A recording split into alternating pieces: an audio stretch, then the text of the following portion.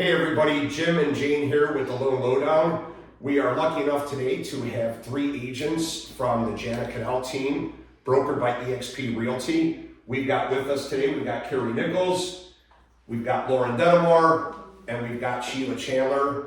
And they offered to sit down with us, and we're going to ask them some questions that pertain to the real estate market today.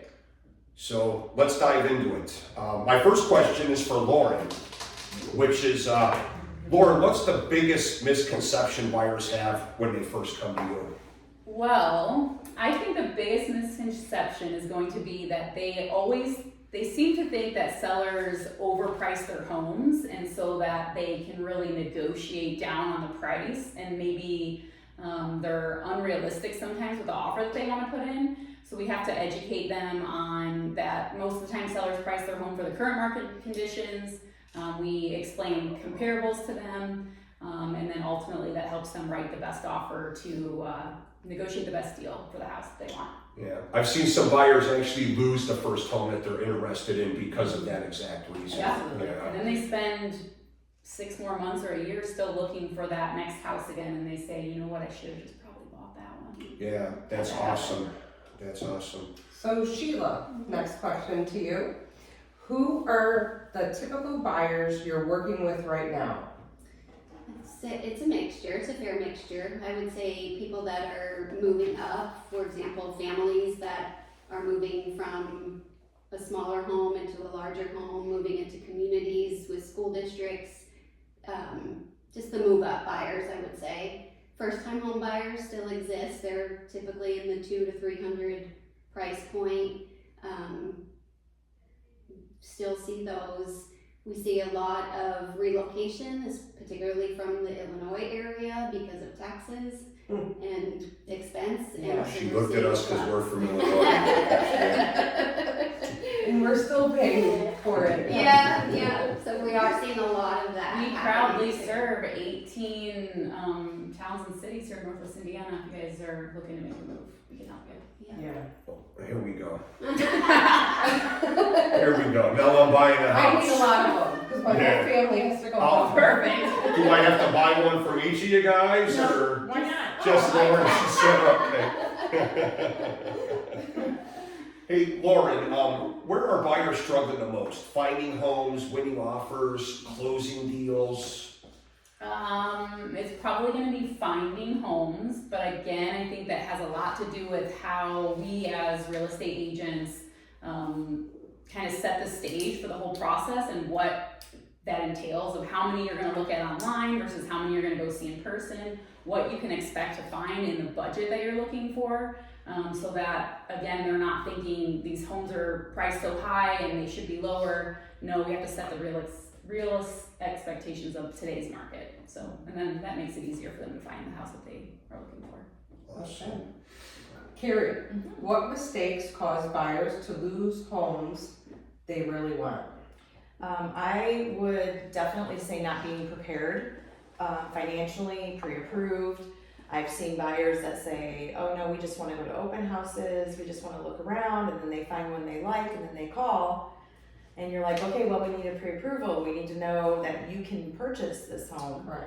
And then they have to just stop in their tracks and almost take a step back And call me on a and Saturday. call you Mhm. and get pre-approved, and they want it now when another buyer has prepared and Yeah. they put the offer and it's already been accepted. Or do you feel sometimes they find out they can't even afford that much? house? Absolutely. I suggest to every buyer that we work with, we need a pre-approval so that you don't go looking for something that you're going to be disappointed if you can't get, Right. or maybe you can get more than you think you can. A lot of people don't even know what they can get, and they look on Zillow and they think, oh, we could probably afford this, or well, we can swing this, and they don't realize what everything that you do to get them approved for something that they can afford. Yeah. And then, so I definitely think you really have to know where to shop, and you have to know that by getting your finances in order and getting pre-approved with a lender. Thank you. It's us. You know, there's really not a weekend that goes by to where someone doesn't call me up that I've already had Yeah. multiple conversations with, and they found the home and they want it. There's multiple bid offers on it. Yeah. They're self-employed. I've got hours worth of work to prepare to get somebody pre-approved, and I don't want to make a mistake. Right. You know, and you feel like you're rushed sometimes, and that's when you will make mistakes. Yeah, it's, interesting. I think it's the most important part when you come in, even when, before I meet them we do a buyer's consult with every buyer.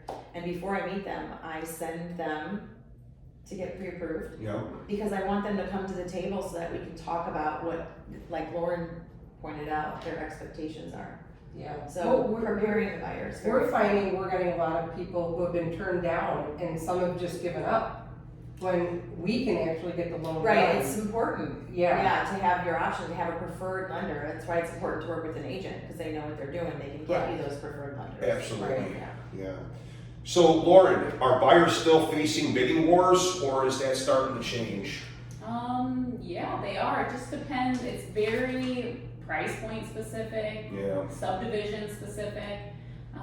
So it's hard to just give a blanketed answer to that question, but there is still bidding wars out there. What's the price point where there are more bidding wars? Maybe it's easier to ask what properties are sitting. Even the area can determine. I mean, if a home is move-in ready, and there hasn't been a lot of inventory in this particular area for quite a while, then it's that pent-up demand. So if that home comes on the market, that's gonna be the one, no matter the price point, that's gonna get that bidding war. Interesting. Okay. Yeah. So it's still all over the place. Yeah. Wow. Okay. All right. Sheila, next question. What's sitting on the market longer and why? I would say properties that are not listed appropriately go. are the big ones. They sit Yeah. on the longest. And you see that in time and time again, and I present that to my buyers as well, and sellers when we were talking about listing price. They have a certain set number in mind, but you really truly have to look at the comps in the area and find that designated number that's most appropriate for that property.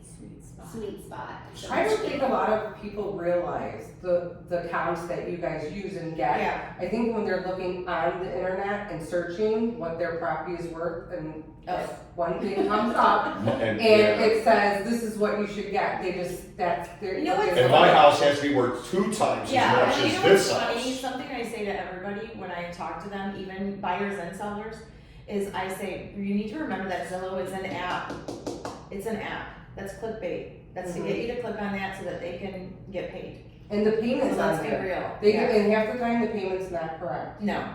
So, Half the time the Zestimate is incorrect. right. But people, Yeah. they stick to that, they see that, and they want, that's it. Right. And Yeah. it's just, you need to have a good place to go to, and people who are in the market every day like us are the people that can tell you what the real state of the market is. It's just like you see things on the internet, it's, a lot of it is just fluff. Right. There's facts behind the fluff that you need to Right. know. Yeah. And they also don't realize the buyer's gonna have an appraisal done. Absolutely. And with comparables that you guys have already seen. Not off used. Zillow. Right, and that makes a big difference because you want it to come in at the number you're asking, that's how you're gonna get there as well. You know, it's funny you guys can talk about Zillow. We have Credit Karma, which in a sense causes us the same Absolutely. issues Yeah. to where people don't understand that Credit Karma is a marketing company. Yeah. They're just here to market, So, yeah, it's funny. And same thing. I mean, I Yeah. utilize Zillow. I mean, it's easy to use, right? But you just need facts, and behind all the fluff, there's always facts, Right. because there's more that goes into it than just numbers. Like, we can pull up and we can also do the comps, but the comps also say if it was purchased with cash or financing or what type of financing. Right. You have to look at those things. Also depends on the seller's motivation too. Mm-hmm.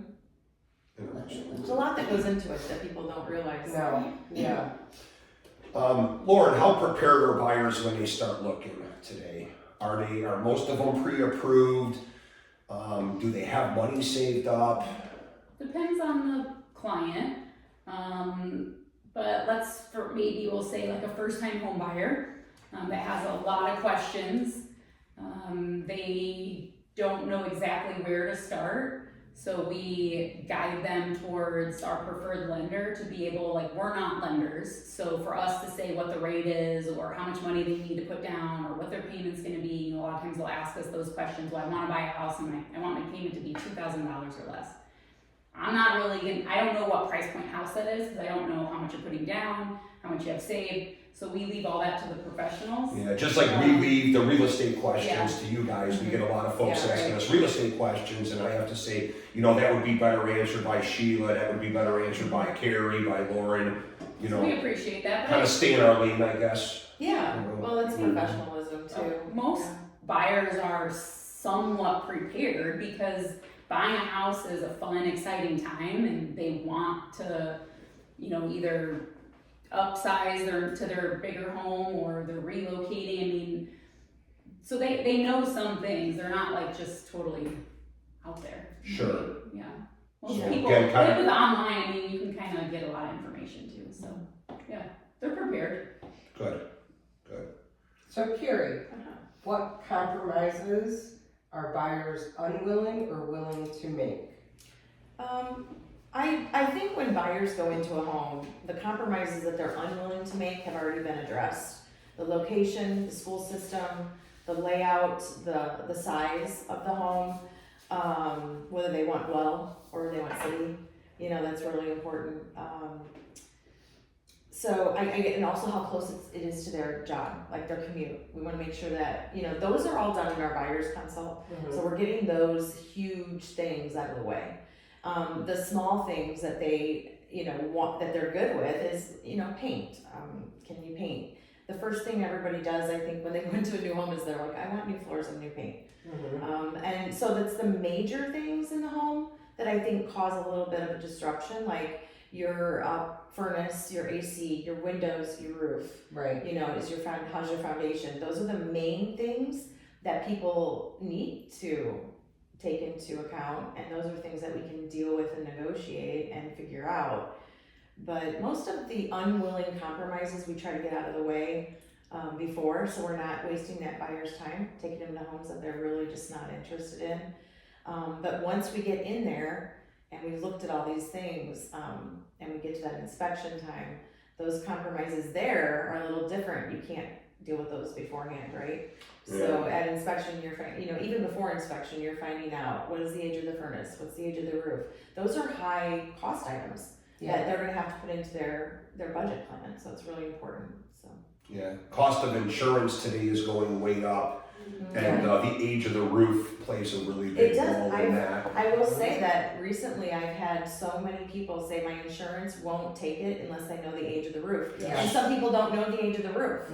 And I'm like, Yes, I don't know what's really telling you, good. like, we don't know the age, so have the inspector give an estimate of the age. Yeah. Or have a roofer Yeah. come out. And we're trying to pre-approve people based on a number, but we don't know what some of those numbers are gonna be, like insurance. Right. I used to use $50 a month, then $100 a month. Now we have to use, $150, $200, $300 a month in some cases. Yeah, so that's really something. Lauren, I think we covered this a little bit already, but what homes are getting snapped up the fastest? Again, just a... Priced right, it's a price war and a beauty contest. You have to win both. So they look good and That's they're priced good. right. Those are Yeah. the ones that will be That's awesome. snatched up, for sure. That's good. That's good. Yeah, awesome. Okay, so everyone, we gave you guys a question to answer. Yeah, so now we just have one question we're gonna ask everybody. Everybody, here. yeah. Oh. So Sheila, I'll let you go first. Okay. If you could give one piece of advice to buyers today, what would it be? There's several, but I Okay, would yeah. say We'll give you 3. 3. Okay. Sorry, guys. Be logical in your thinking and not emotion. Focus on purchasing a home that you can afford and you're comfortable with the payments, not what you want and hope that someday your salary will change. Basically, don't get in over your head. Right. So I would definitely encourage that. But to definitely be pre-approved, speak with the lender, have that all in mind before we even set foot in the door. So you are aware and know what you're comfortable with. Awesome. Carrie, what do you think? If you could give one piece of advice to a buyer, well, we'll give you three. We're making it I know, really it's hard not for used to- more. I'm not used to You're giving gonna one cover Do them you all. see any advice left? Yeah, I'm not used to giving one piece of advice. Most importantly, I think be prepared. And by preparation, I think our team has that mastered by having a buyer's consult and sitting down and talking about everything that needs to be done before we start our search. I have so many people who are like, no, I don't want to meet. I want to go look at this house. I understand that you want to look at this house, but we're making someone leave their home. We're having all these arrangements be made, and you're not even ready to put an offer in. So let's be realistic and considerate. And we can look at photos online. We can look at everything online. But let's get ready so that when we walk in that house, if that's the one, we're making an offer. So I think that's the advice. Again, be prepared. Yeah, the buyer consultation really helps a lot with that. Yeah, absolutely. And also, I want people to understand that when you're buying a pre-lived-in home, you are not buying a new construction home. So let's be realistic on our expectations. Yeah. Because that is something I see a lot. They want to nitpick everything, and I'm like, listen, unless you want to buy a custom-built home and go up a few $100,000, Right. here's where we are. Let's be realistic. That's good. Yeah.